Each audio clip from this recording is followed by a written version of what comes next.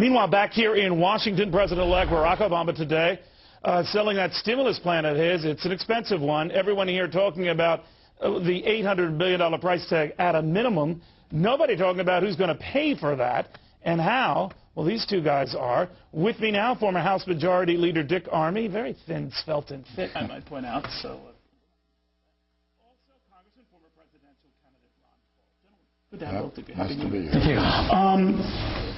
Congressman, to you first. This cost, I think, is a minimum. The $800 billion is a minimum. We had Senator Jeff Sessions here saying it could be $1 trillion more than that. The CBO has weighed in. What do you make of that? Well, again, it seems like they've kind of said, for whatever political point we want to make here, because they're not making an economic policy point. This is not about sound thinking about real policy. It's about politics. We're willing to spend any kind of money. The first question I ask, where's the money coming from? Does anybody really understand where this money comes from? You either tax it, or you borrow it, or you print it, but in the end, finally, someplace you're going to tax it to make it up. I think it's a curious form of fiscal child abuse, and my biggest concern about the whole thing is it won't work. You're not, if that level of deficit spending to which we've already committed ourselves and engaged is not resolving this problem, then that Keynesian formula is not going to work with more. All right, but the argument, Ron Paul, has been, look, we got to do something. And the argument is, well, the government then has got to do something and spend a lot of something. What do you make of that? Well, yeah, I think they could do something. They could cut spending, balance the budget, bring our troops home, quit printing money, cut, get rid of the income tax, a few minor things like that. No, we need to change the whole system of government. We need to live within our means. We need to reduce our debt. But we need to change our philosophy of government.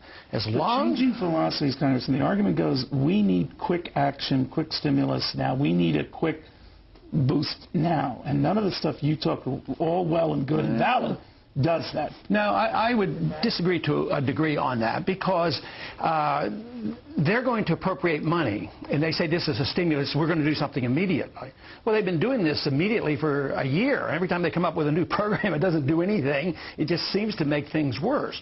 So it's just as easy to say, look, today we're going to take a different approach. We're going to change the system. We're going to believe in free enterprise again. We're going to believe in freedom once again. We're going to believe in self-reliance once again. We're going to believe in a time when we don't even need income taxes. We're going to believe in a time when we don't have to be the policeman of the world. We don't have to believe in deficits. It's this whole philosophy of government that has to be changed. It's a mental status that has to change. You can't tinker with the budget and say, well, we're going to cut here, tax here, right? Cut spending. Yeah. What happens? They never do. And one of the problem. Well, one of the things that struck me, and I don't know how you felt about it, Dick, but the first thing that struck me was Barack Obama saying the government is the only entity that can do something here. It's our last best hope. I'm paraphrasing, but that was his premise. What do you make of it? Well, yes, the government can do a great deal. They're not the only thing. Ultimately, if prosperity and when prosperity returns to America, that prosperity will be born and found and nurtured and grown in the private sector. But the government can get out of the way, and the government can quit doing harmful things. There are some things that the President-elect's talking about that I think make sense.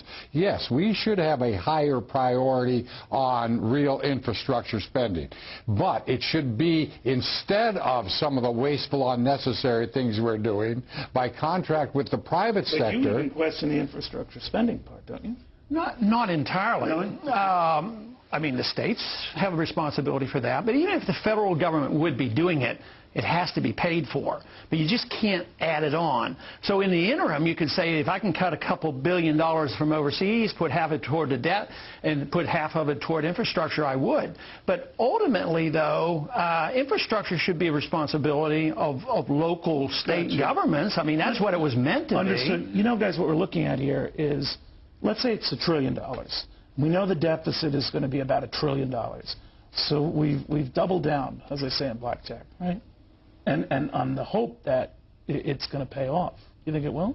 I know I don't, and I think this is kind of the heartbreaking thing. And I understand the anxiety that the average American is experiencing. My wife and I sit down, we look at our 401k, we said, where did it go? I talked to my brother and I talked to others. And there's this kind of romantic hope that we all cling to that, gee, if the government just gets this right, maybe I can look at my 401k and my values will have come back. But the problem is what you're more likely to get, because the values will be restored when the junk is off your balance sheet. And that inventory of junk is removed. The government's not removing it, they're just setting it aside. They want to use our money to buy it up. In the meantime, what I'm likely to get is a retirement account that appears nominally to be worth more, but is of reduced value, in fact, by virtue of the inflation that is consequence to this kind of funding mechanism. What do you say? Well, you know, the Austrian economists have for more than 10 years predicted what would happen.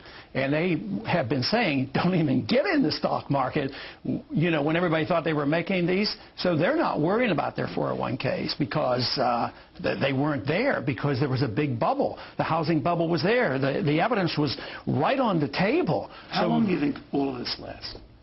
How long the bubble has been? The bubble, the morass, you know, it's popped now. How long is it going to last, or how long has it been going on? I know how long it's been going on, but now so the hit for us is how long? Okay, the seeds were planted in '71. I guess the really unwinding began really in the year 2000 with the collapse of the NASDAQ, but really hit in '07. So it's already been going on 8 or 9 years, because how much longer? If we continue to do exactly what we're doing now, it's going to be as long, if not longer, than the Depression of the 30s, because we're doing everything wrong, and we're propping up prices of houses, propping down the value. Then if it started in 2000, when everything hit the fan in 2000, we'd be out of it in another year or two. Oh, yeah, but people say that we never even got out of the Depression until we had a war. That's the kind of mentality that we have today. No, we're nowhere close to ending it. We won't even... 12 years by that definition. We have to liquidate debt, and we have to allow prices to go down, and we're not allowing that's the problem. We've become kind of a nation of inconvenience minimizers. The fact of the matter, for the market to make this correction, as it did, for example, in the dot-com thing just a decade or so ago, there are going to have to be some people that are going to have to eat the pain that is consequential to bad decisions.